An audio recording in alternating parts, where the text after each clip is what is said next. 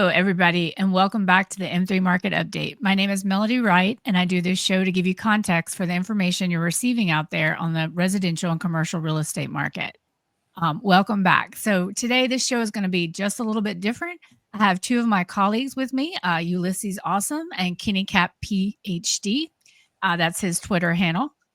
And so today we're just going to be talking, do a general housing update and labor. We just got non-farm payrolls. And so I think to start us off, Kenny, why don't you tell us? I know you haven't had a lot of time to really digest the information, but give us your initial thoughts.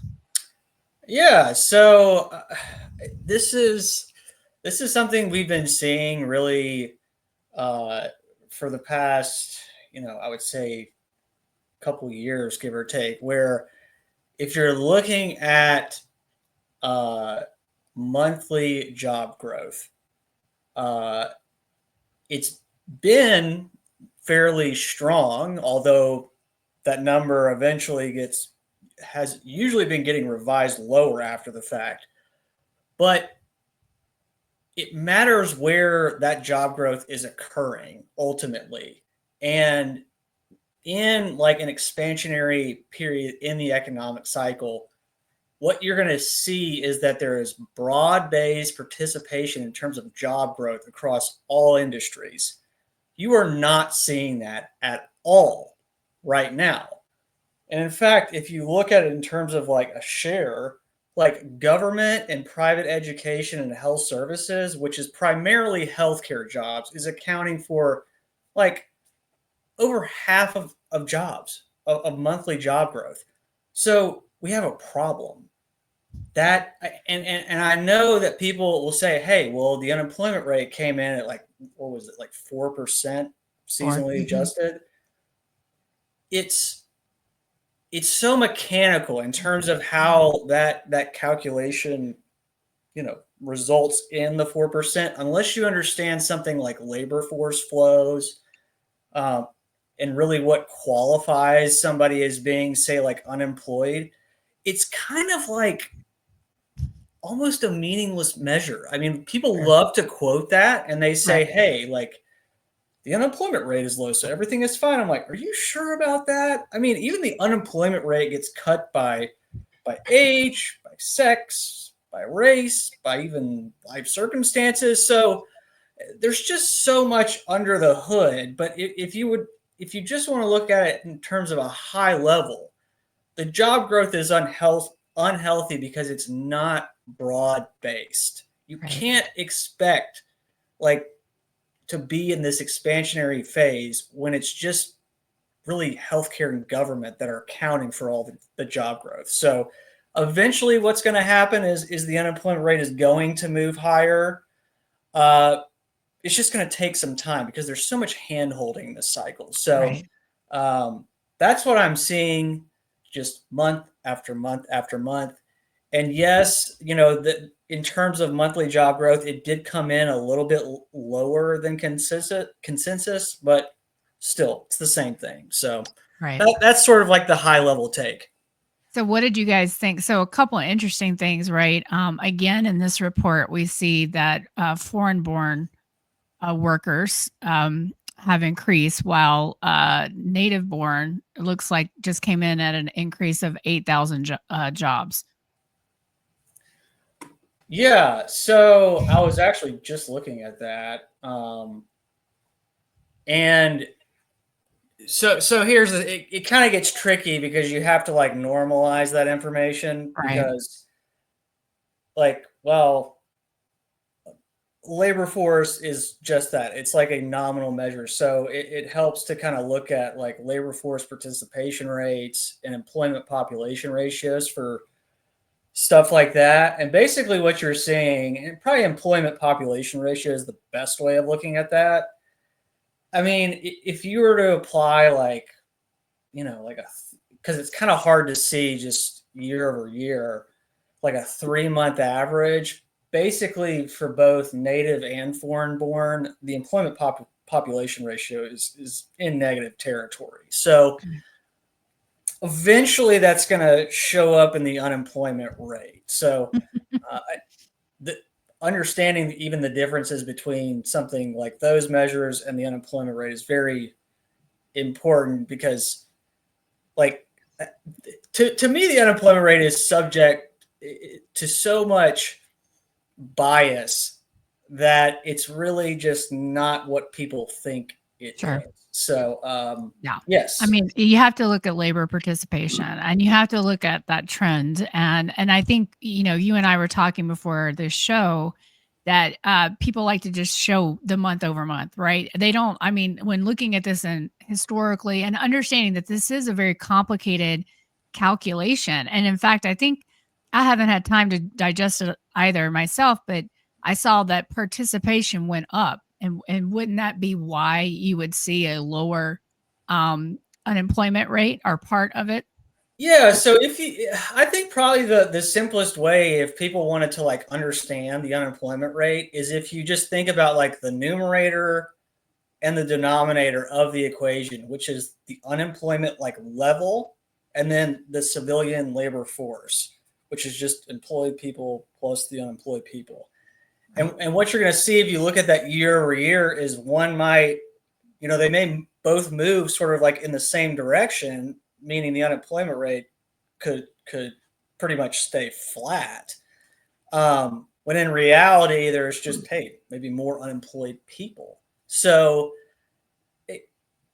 what I have found when looking at that is if you want to think about maybe kind of like a holdout or where the labor market is stronger in terms of the unemployment rate, it tends to be like the core prime working age. And Mm. until like I see that kind of like fall off, Right. then we may just kind of have this kind of slow, grind higher in terms of the unemployment rate. But it's again, I'm just so concerned about where job growth is occurring. Yeah. So, and Well, I and speaking of housing and I was you about know, to, yeah. so residential construction employment, like I forget who posted on that today. They were like, it's just hit a new high. And I'm like, okay, I don't care. Like, look under the hood of that thing. I, it just drives me nuts because, well, first off, that's like such a small portion of overall construction jobs. Hmm. And construction, there's residential and non-residential. Right. And so you got to kind of dig under the surface on that. And like residential remodelers, they make up a huge portion of residential building construction. And they're not, job growth is slowing there. And you really did see like a big bounce off of BTFP, and it sort of just kind of stabilized that, segment of employment. But if you look at it with things like the contractor buckets, and Ulysses, we've talked about this a bunch.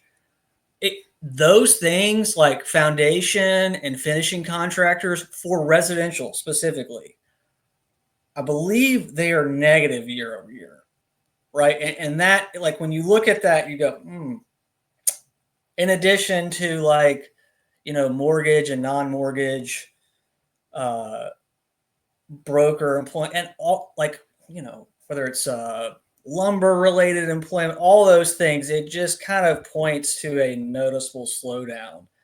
Yeah. But It's yeah, funny.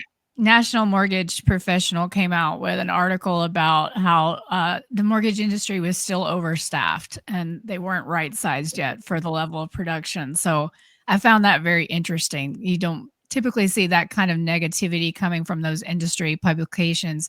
But Ulysses, talking about those construction jobs, and just let's talk a little bit about how bad of a week the builders have had. Yeah, well, uh, non-seasonally adjusted, right? Let's start Yeah, with and that also just because let's talk about the letter that they had to write to the president. right, But right. yes, go ahead. So if we looked at the not seasonally adjusted unemployment rate, just the U3 rate, we're right back to where we were when Jay Powell had to do 50 basis point cut in September. And some of the stuff that we're seeing in construction, and development is reflecting of that. December 2024, the number of job hires for the construction market was lower than December of 2009. It was actually Wow. the second lowest number of job hires in the 21st century. And it was only higher than December of 2013. And to those of us that have been in the industry or track the market, know December 2013 was essentially the end of the real estate's troubles through the GFC, right? So the recession ended in 2009, but real estate struggled all through 2010, 2011, all the way into I think all the way to 2015. 2015. I mean, honestly. I mean, they were cleaning it Right, up, right. but you still So, had some trouble. Yeah. right. But 2014 really was sort of the trough for Yeah. the overall industry where it was like, okay, Agreed. we Yeah. hit the bottom, like muddled along through the year, and 2015 things improved. Yes. So to me, the lack of hiring was a symptom of some of the conditions that we had. And you know that I've been talking about how fourth quarter of 2024 was going to be a terrible quarter for home builders, which it proved to be. And part of that is tracking the home building situation. Inventory was going up, sales keep dropping. People talk about sales being, oh, they're doing fine. Well, they're below the 50-year average, 54 Right. year average. So sales are below average. Inventory is way above average, like way the average 54-year timeline. There's 317,000 new homes for sale. We're at 496,000. We've only ever crossed 500,000 one time in history, in recorded history. And that was in 2006. Uh, and we're right back there. And we're seeing that in builders' earnings calls where you've got two of the three largest home builders have now put out in their earnings statements comparisons to 2005 and 2006 and the GFC. And they're doing it to show that they're better capitalized to withstand They the think. whatever comes next.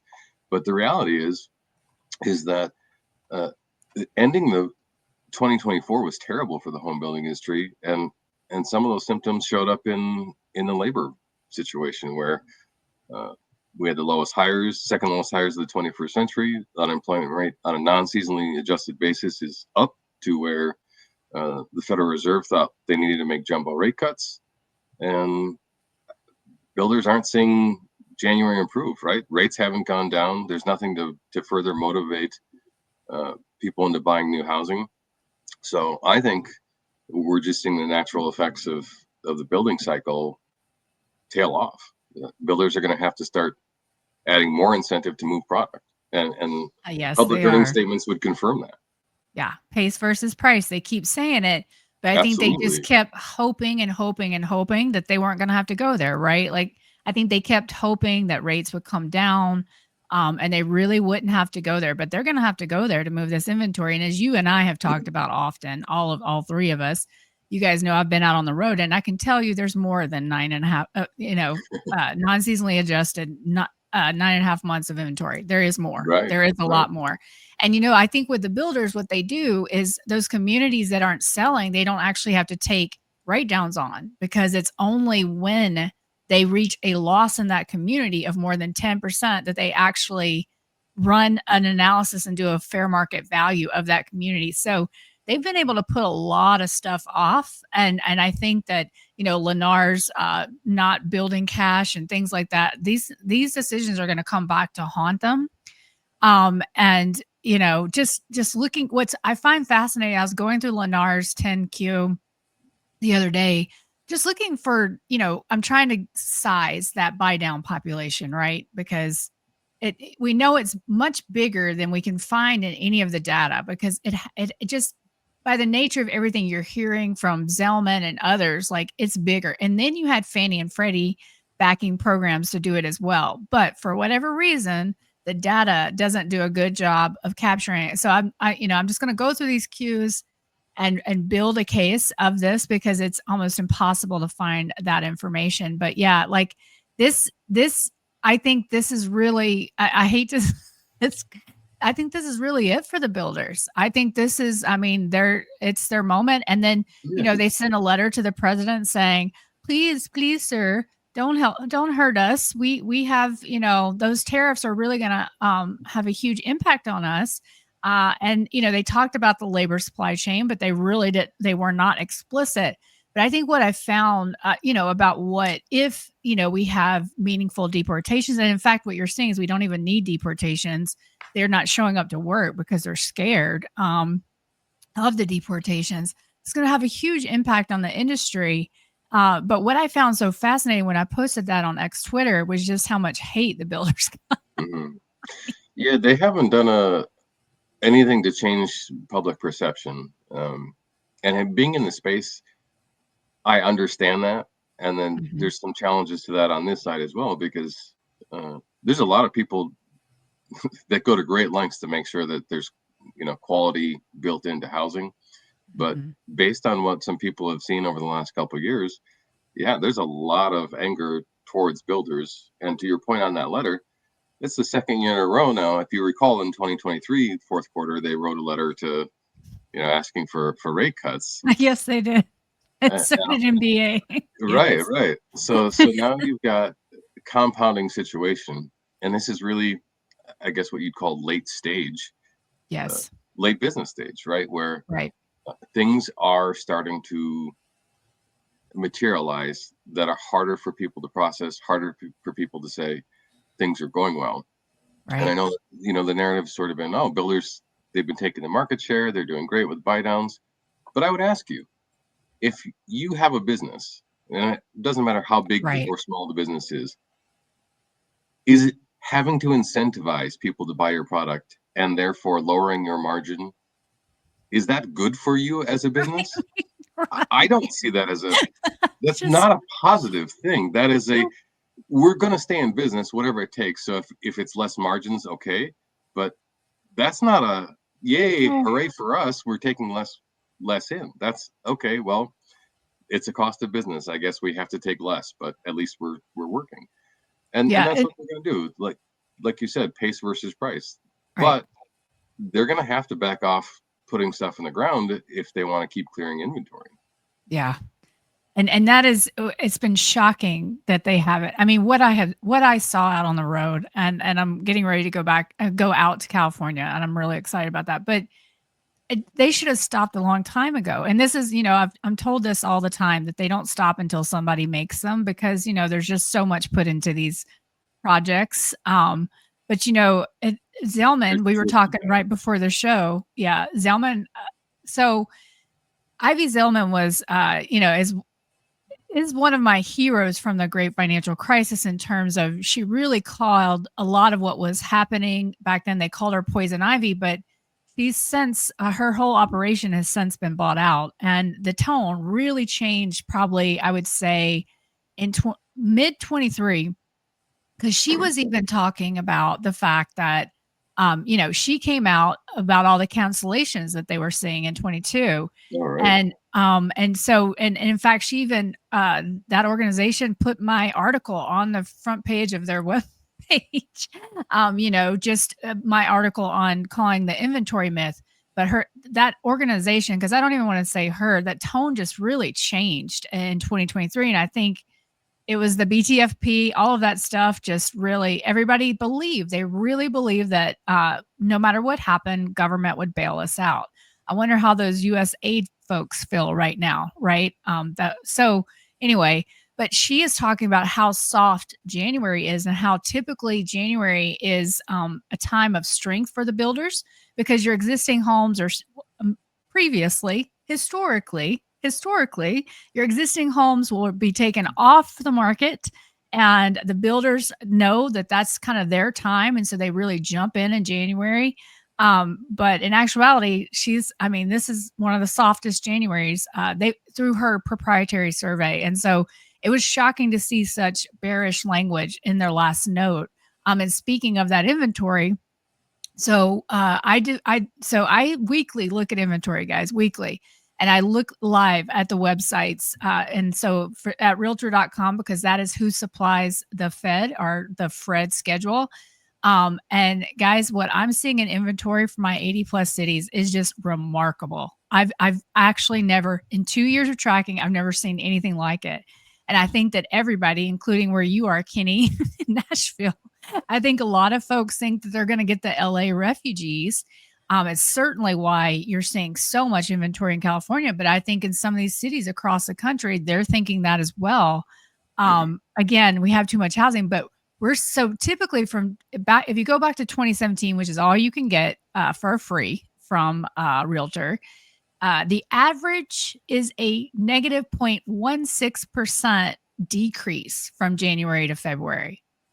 We're seeing a 20% increase same week ago in January. That is, guys, insanity. Because, and you have to know, like when you track this inventory like I do, typically what you're going to do is you're going to have a bump at the beginning of the month. It's kind of going to, like near the end of the month, it's kind of going to go down as sales close, and then it kind of comes back up. So to look at the same week is just, it is shocking. It is, even I am shocked. And so the inventory is coming, and the builders, they better watch out. And it's about to get real. I think they're going to really have to start slashing prices. But that ridiculous number they put out last month, I don't believe at all. I don't know about you, Ulysses, the 427 median price. I think we're going to see revisions, and I think part of the reason why you saw that is because if you look at the mix of the number, the price ranges it's sold, it's definitely on the lower end. But I think what we're probably seeing there is maybe that median price was a little higher, but there was way more incentives and cash back at closing that's going into that sale. So, yeah. And according to John Burns' research, they're seeing the same thing as far as January having been a really soft month for the builders. Things didn't show up for them, sales the way that they were expecting. And then you've got them tracking the average U.S. incentive is 7% of the purchase price. So, you can take off another $8,000 right off the top of the bat right there, or $7,500 off that price. But the trend is down, and there is, in what situation, how low do rates have to go before that pricing impairment stops declining? Because we're on a 2-year run, and I don't see that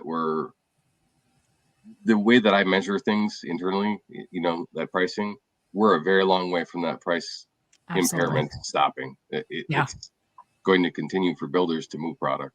You could just look at the median income, household median income, and then median price. You can look over the last 30 years, whatever. We are so far off. I mean, it's just not tenable. And so people are like, people I feel like too are getting depressed. They just think it's never going to happen. They feel priced out, but it just takes time. It just takes time, for this stuff to show up. Same thing in payrolls. We're seeing layoffs increase. And what about all of these folks that are what do we want to call it? They're resigning or whatever they're doing. Some being forced, some we'll see how all that goes, court challenges, et cetera. But still, you just saw that article in the Wall Street Journal this morning about Washington, D.C. housing market. And, I got to say, though, I've been watching D.C. for 6 months. I've been watching it for 2 years, but the past 6 months, you had seen inventory really, really start to increase. And it was so funny because DC was always one of those markets, same as Richmond. I can't tell you how many times I hear it about Richmond, just one of those markets. Everybody's like, it's never going to go down, and it's just like, no, folks, and so it's going to be very interesting to see what happens in DC. What do you want to say, Kenny? Well, I was just going to say, when you look at DC in particular, and how they track, let's say, just like the real estate data, oftentimes people quote it at like a metro level, which you're capturing so much there. Yeah. And of course, it looks better at that aggregate level. 100%. But when you get into DC, it's like it is not good. No. And The other thing that people, and I don't know why, like people just don't think about this, but like DC is like a bunch of young renters primarily. It's not like a big homeowners market, and they're all cost burdened, severely cost burdened. And you're seeing inventory for sale move way higher there. Right. And like the DC, like proper, that labor market is weak. Yeah. So It's about to be weaker. yeah, oh yeah, yeah. But hey, no, apparently Yeah. houses are affordable now because we just now have dual income households, right? Oh, right. Yeah. Okay. Um, yeah, no, I'm just when I started tracking my cities, that was an intentional choice to not track MSAs because I felt like I initially started with MSAs and I was like, I can't see anything. This is just so, too many disparate Static. areas being combined into one that don't make any lot. So I'm very glad. And it's so funny because a lot of the Twitter fights that, people are that lob at me is that because they are thinking metro, I'm talking city. I mean, when I came out showing that Richmond inventory and also negative demographics there, the realtors really lost their minds. And so listen, it matters. It matters. So those city centers, as those deplete and go out to the exurbs, right? Because that's a lot of what's happening is either people are moving or like relocating for jobs, although we saw the lowest relocation rates in 2023. I'm sure they'll come out with a number for 2024 soon. But essentially, the builders bring them out to the exurbs, right, with those incentives and things like that. But then now what you're hearing, I mean, I'm seeing this all over social media. You guys tell me if you're seeing it too, is people that have been called back to work having to commute in from those exurbs. So you have the negative demographics in the city center. They go out, to the county or out, to other areas. But now they're having to commute an hour and a half, and they don't like their crappy neighborhood, as I talked about 2 years ago. Because I mean, I was in neighborhoods where I'm in the middle of cow pastures. That is not an exaggeration. Where the nearest gas station was 12 miles away. And that one happened to be in a county that had the largest registered sex offenders as well. So largest number of registered sex offenders. Uh-huh. Great. And so it's just like nobody, I just wish somehow, because it's so difficult. You guys know I'm terrible visually. It's not my skills. And so even taking pictures of this or even taking drone footage like Travis and I have done, you just can't, like, it all starts looking the same, but it's everywhere. It's an infestation. And I just wish I could carry people with me to see it. Like, between San Antonio and Austin, and I know you've been there, Ulysses, it's just one big new build site. It doesn't end. Yeah. It's insanity. I couldn't believe it. I hadn't been made that drive in a few years, and I made it last year. And it is Austin, San Antonio on the interstate is literally a nonstop city at this point. It blew my mind. It's absolutely nuts. But yeah, so so what do we think? What do we think, for January? We're hearing it's pretty dire out there in terms of sales. But we heard some pretty negative stuff in December too, early on, which was very interesting. And those sales ended up being much stronger. So you guys know I look at combined sales, so that's what what I mean by that. But it really was it made me change my forecast. Let me put it that way. And I think that we are going to see this is not going to be 2021 or 22 or anything like this, but we're going to see probably about a 2% to 3% increase in sales a share is what I'm starting to believe, just based on the fact you didn't have anything change, right? Rates were higher. They were higher.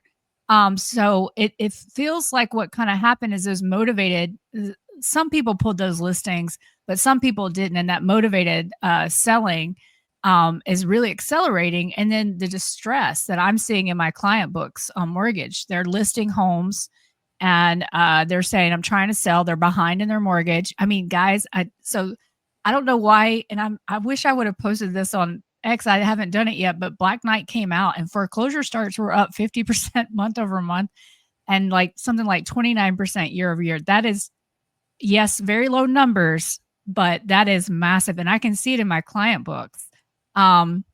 They're in distress and they've run out of workouts and they can't sell. Their listings have been sitting on the market. So we are going to have to deal with the distress in the system this year as well, which is why I think we might have higher sales. Yeah, it's certainly possible. Right.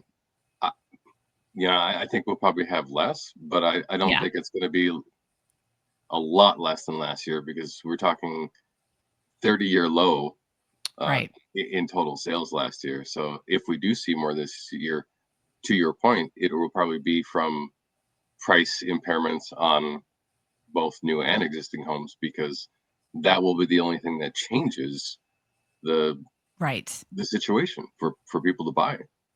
And I think, and I totally, Ulysses, I respect your forecast because I got to tell you, this was a very uncomfortable call for me to make, because I just myself, I don't see how we could have more transactions, right? Because of affordability.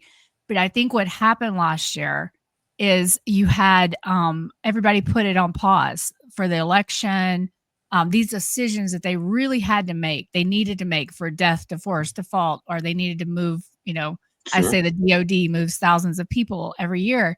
They could carry that home a little bit longer, waiting for rate cuts to come down. Because in their mind, they're like, I'm going to refi, I'm going to do this, and then we saw right from the Fed that the highest since that series started in rejections of refinance applications. And so yeah, it's crazy. And I think that, people thought they had some kind of out either through the election or through rate cuts. But I think that those folks, that is changing now. And then again, and I've talked a lot about this, as you guys know, I think these two disasters on, the East Coast and the West Coast are making an impact to our landlord class and, insurance, all of these things. It's just becoming too hard to carry these, funny TikTok video I posted, I think a week ago, went viral about here in the Smokies, where this young lady just could not rent out her Airbnb. And she, was going through every reason it could possibly be, except for, I don't know if you guys saw that video. I did not know. I think this is what mainstream media has done a huge disservice to our population by trying to make us believe that the economy is much better than it is. This poor young woman who you could tell she'd done her research into Airbnbs, had tried to be a super host, had done everything Airbnb has told her to do. What she had not been doing is looking at the economy and looking at what was going on. And she had no idea. And I think this is, you look at these maps of these locations like San Diego, it's all speculative inventory now. And so it's not the same thing. It's not the same thing as a primary owner giving up their home. It's, they've speculated. A lot of them, they went and wanted to take out a loan on one property and the lender told them, I had clients, I saw this, do 10 instead. Don't do one. And Two loans on one house, right? Right? No, 10 homes. Yeah, exactly. Yeah. And so, I just think that is why we're going to see a little bit stronger sales. And again, I could be wrong. Believe me, I wake up sweating thinking I'm wrong, already. And we've got a whole year to go, but we shall see. But yeah, I just think the strength I saw was very surprising in December. It surprised even me, and it's under the covers. And what's fascinating to me is I feel like, and I could be losing my mind at this point, but I feel like they came out saying December sales were bad early on, masking the strength. And I don't, it was interesting to me because I don't know if you remember, but Realtor came out with a very big story, like right as the month closed, saying December was terrible. So it was much stronger. And by the way, looking at Redfin absolute numbers, they were higher than NAR's. Interesting. That should not be happening. So anyway, I think that Yeah, I mean, I think that's completely reasonable, in terms of what to expect from sales this year. I mean, everything you're saying is accurate. If you look at those markets like in the Smokies where there are a lot of vacant homes, right? I mean, Right. we know that's where something like theoretically, short-term rentals and second homes, all that's going to get captured there. There's a lot in the Smokies, even Asheville. Asheville has a lot of vacant homes. If you go out west, like look at someplace like Summit County, that's Breckenridge, Keystone. Keystone has a lot of inventory. You're seeing that some version of that in like a lot of like those vacation tourism hotspots, and like obviously Sevierville is one that Yes. comes up. And there's people who get all bent out of shape when I say that there's like a lot of homes per capita there. A lot of that's due to the fact that there's so many vacant homes. But of 8,000 course, short-term rentals right, in right, Sevierville, Tennessee. right. Well, but I mean, of course, that would be like an area that's going to struggle first. I mean, Right. if you think about like their target demographic, of course, they're going to have issues. I mean, that consumer is tapped out. Hmm. I mean, and you can actually look at like retail sales, like monthly at a county level. It does not look great in Sevier County. I'll just say that. What about So, the Buckies, Kenny? What right, about the Bucky's offset it. the Buckies offset it? Yeah, I don't Did Bucky's take it all or offset it? know. God, if it were cut that, man, that would be awesome. I need to look at that. I would love to see it, right? I'd love to see their numbers, like, Yeah.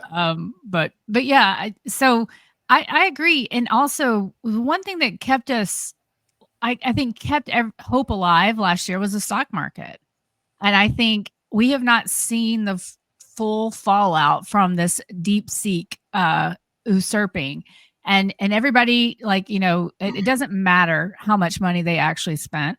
It does not matter who paid for it, if it was state sponsored. None of that matters, guys. It's the engineering concepts. That's what matters. And I read that paper. I dived deep into that. Because I've actually trained models before in my past. And so those concepts are interesting, and it's going to blow things wide open. And yes, we had a little scare in the stock market, but this isn't the end of it. We had a little shake to sentiment. The hedge funds got out. They did. Retail Yeah, did not. correct. And retail piled in. And unfortunately, and this is, Kenny, before we started the conversation, you're like, are we going to have to go through all this all over again? And I think in the stock market, unfortunately, retail is about to get hammered. They have provided exit liquidity, and it's going to be ugly. And we're all going to be, I mean, it's going to be the same refrain that we heard last time. Nobody saw it coming. Right. And tying that into home building, right? Because to your point, uh, investors looking at the stock market, right? We still haven't seen treasuries come down. We've got the Secretary of the Treasury saying that the plan is to have the 10-year naturally come down to lower rates. Well, what happens that would naturally make that come down? Right. The stock market would no longer be seen as a useful tool to gain any money on in return. To the home builder situation, I won't name names because I'm not about I don't offer criticism, but there is a very large home builder that I will just use their numbers because this is indicative of a lot of the home builders stocks right now. I can buy one share for $136 and earn $2.41 per diluted share. That's less than 2% return per share. Why would I invest in that? Me personally. And Right. I have to imagine that the reason why that they're comparing in their investor presentation decks on earnings calls their strength compared to the past would be because their investors are saying, why would I invest Right. and earn less than 2%, especially when things are slowing down and rates are not doing well? So Mhm. if you're looking at it from a home builder stock, position, or there are some potential problems there for the builders this year, especially if sales decline or if margins decline further, and that earning per share is just going to go down. Now you're talking about a perfect model of what you were referring to, is if the equity markets take a hit, sure, treasury notes might get bid, and we might get down to 3.5% 10-year.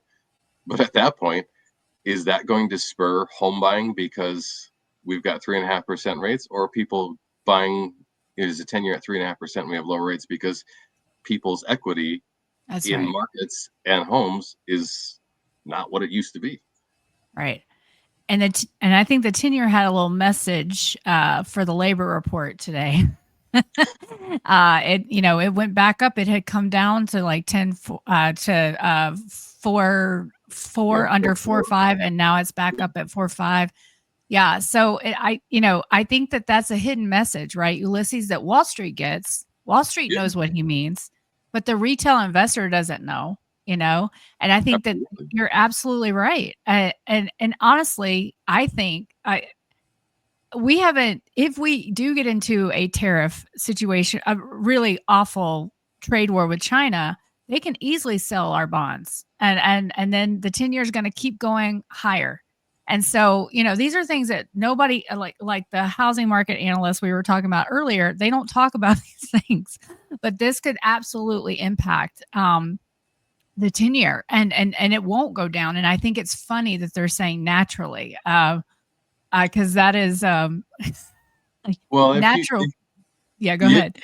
If you take their context, right, if we get to $42 a barrel oil, which was in conjunction with that conversation,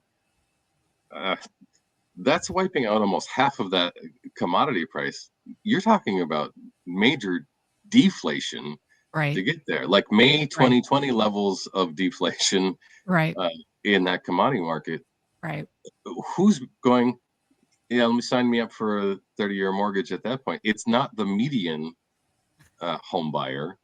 That there are people that will do it, but it is not the majority of the home buying population who's doing that at that point. Right.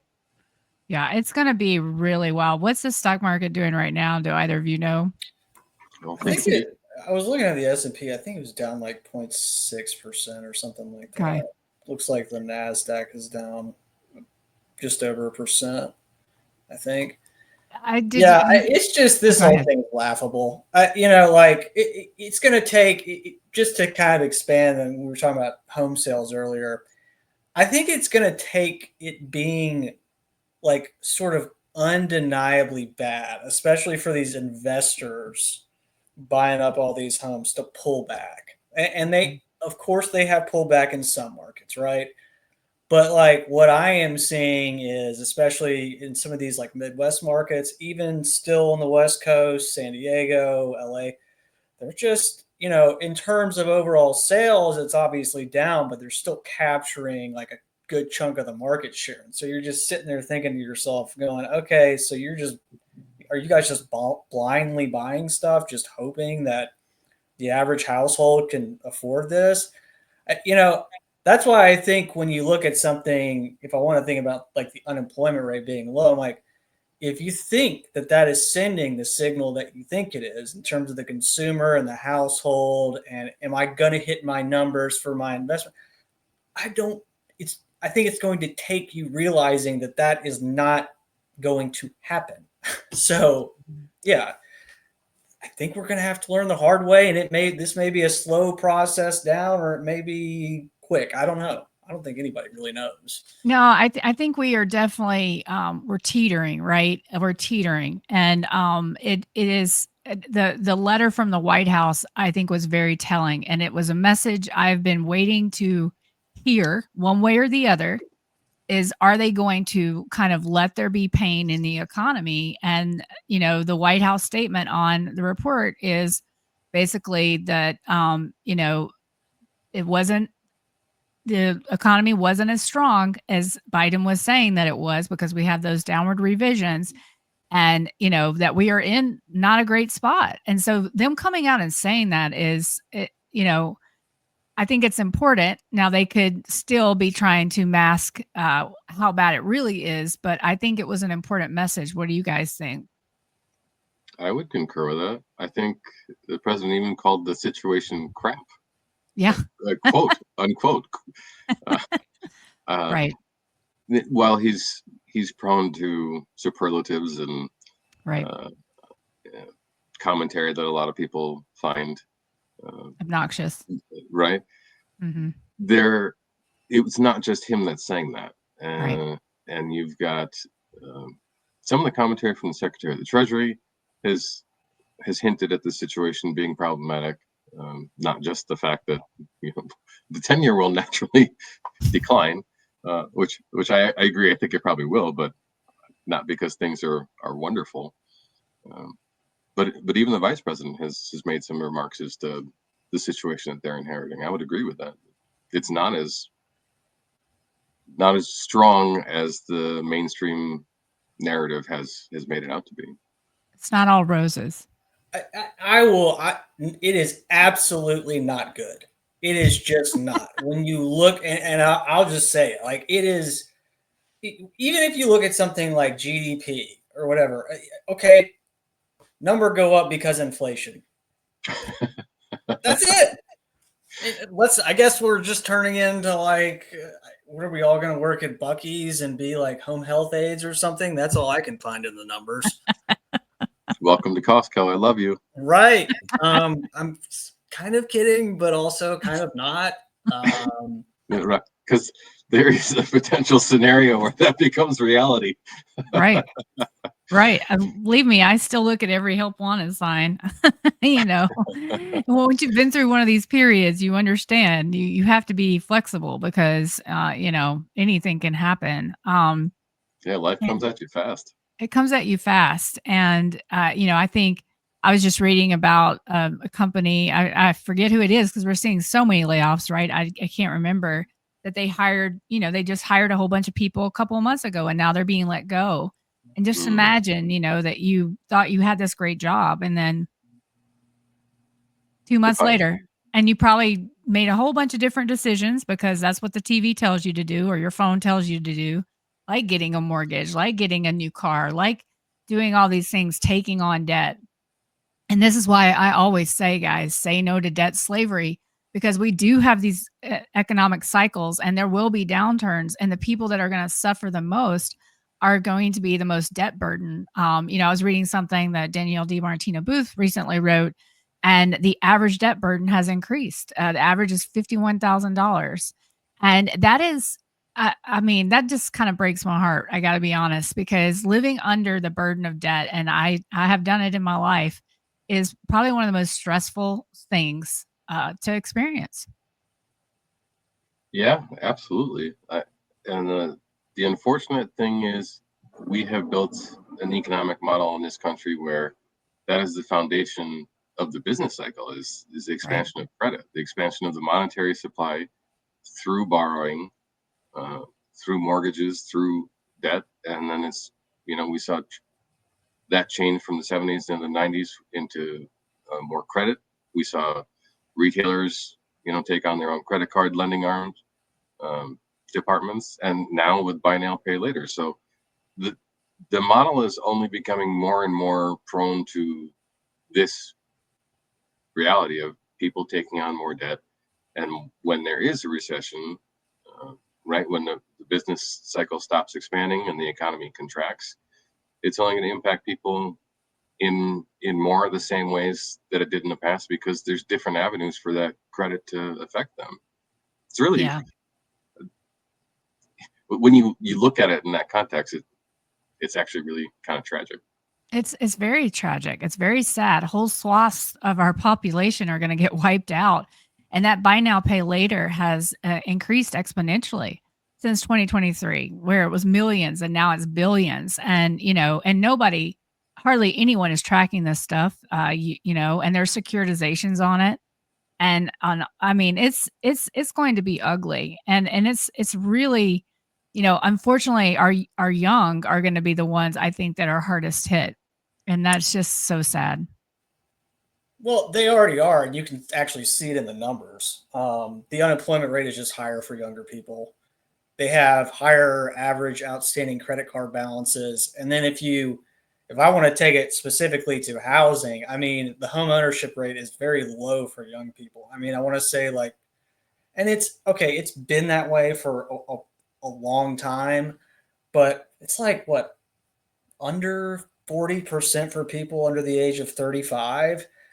Then if you take it a step further and you go and look at these markets, especially the ones that are having trouble, even though they like built a lot, Austin, Denver is now on people's radar. I remember we had talked about this for a while, like, and you were going to see it on the renter side, and especially if it was a new home buyer, really kind of 2022 and on. These are kids who oftentimes it's like a young person living alone. Maybe it's in an apartment, and you really see that city center in those three markets and elsewhere too. But like if you're just one person living in an apartment and you're subject to market rates, and all of a sudden you get this letter, from the landlord saying, "Hey, I've decided to raise your rent 100%." And you're like, "Oh, okay, well, Goodbye. and then all of a sudden you're seeing evictions go up and everything else. And it's like, yeah, they literally cannot afford it. That's one potential income in a one person household. And by the way, like we talk, like, hopefully I'm not like just talking about things that people can't grasp or comprehend, but this all makes sense to us. But I think what a lot of people forget is that there is so much information around households that you can track at a very granular level. And all of these things are going to be a lot more obvious when you look at it. Yes, it is disproportionately impacting just the youth and, the middle class, oftentimes like people who don't own assets. So it is what it is. I mean, and people will say that I'm sensationalizing or whatever. No, that's what the numbers show. I actually want to back you up on that because having done a lot of work in the affordable housing space, I can tell you that a majority of the lending and the qualifications that go into that use that same household data to set standards, and pricing or financing is available based on the percent of the median income, not just for that area, but on the number of people in that household and their earning situation. So, and I won't go into affordable housing, but I will just say that you are 100% correct, and that data is so granular and so available that the affordable housing programs that exist out there in the country right now are based off of that exact same information in order to get people into housing. It's like a red pill moment. Like I will say, if you've looked at that before, it is really like, what you mean to tell me they track that many things around households at that granular of a level, like over time? It would really open people's eyes to kind of what's going on. Yeah. Well, guys, go ahead, Ulysses. Oh, just saying I couldn't agree more. Yeah. Well, this has been fun. I think, guys, I hope that we can do this more often in the future, just kind of just chatting about what's going on, because we chat almost every day in a private chat about, different data releases, things like that. And I just wanted to have kind of our chats out in the open for other people to hear, because maybe they don't, like you were saying, Kenny, maybe they don't understand everything we're saying, but they'll begin to understand. I mean, we'll, slowly, if we keep talking about this stuff, then people will be able to learn it. And because it's really important to have this awareness, because especially when it comes to buying a house, which is probably the biggest purchase you're going to make in your life. So any last words or thoughts from either of you today? You first. Well, I hope you both read my fourth rate turning, just because I think it's the psychological effect that the credit cycle has on people is explained in there. And I hope that somebody looks at the situation and is able to say, I'm going to do it differently. Mm-hmm. But to your point, yeah, I think it's important that people making, decisions in their life look at real facts and look at the real costs for things and start to appreciate money for what it is rather than not. Right. And trying to impress people and think that, it's the FOMO, the YOLO, right? And life is about more things than that. But I'll definitely, I'm going to post a link to the fourth rate turning, Ulysses, but where can people find you? Sure. So you can find me on X Twitter at Mr. Awsumb or also online at thememo.net. And don't you have a Substack? That's it. That's it. Thememo.net. Okay. Yep. Okay, So. Got it. All right, awesome. All right, Kenny, any last thoughts from you? Yeah. I think we kind of collectively get kind of labeled as doomers, and that's not the case at all. I don't want people to have this idea that we have some sort of like Agenda. Yeah, agenda or vindication, however you want to think about it. I don't wish anybody any ill will. I'm just looking at details, and I would hope people would at least try and maybe meet us halfway and maybe consider that. Oftentimes, and I hate to say it this way because I think it's just a matter of being informed, but just consider what you don't know. And hey, look, maybe just try and not like react to people as if they're personally attacking you, because nobody there cat or dog or something. I don't want anybody to lose their job. Okay. I don't want anybody to have financial hardships. That's not it at all. I just want people to be kind of like informed as to what's actually going on rather than just kind of like buying into the mainstream media stuff. Like I'm the type of person who I have to actually look at hard numbers in my job, right? That's where my, I guess, opinion, which it's really not, comes from. So I would hope more people maybe do the same. Just kind of go out and maybe do your own research a little bit. So right. Yeah, we're not here. We're not trying to bring bad news to hurt people. We're trying to inform people so they can protect themselves. And I think it's very funny that we get labeled like that, because in reality, we're just trying to give out information and for people to act, and because they're not getting good information in mainstream media. Absolutely. I would add to that. The real doom is inflation continues forever and never stops and never slow down, and everything does only go up in price. Right. That is doom. That is doom. That'll be the death of our society, as it was in Weimar. So, Kenny, where can people find you? So at KennyCap _ PhD, Twitter, YouTube, and Substack. Awesome. All right, guys. Well, thank you so much. This has been fun. We're going to do it again. Hopefully, you got the audience got something out of it. Leave us some comments, and we'll put those links in the show notes. But guys, I can't thank you enough for coming on today. I had a lot of fun. Likewise, always fun to chat with you both. Appreciate it. All right.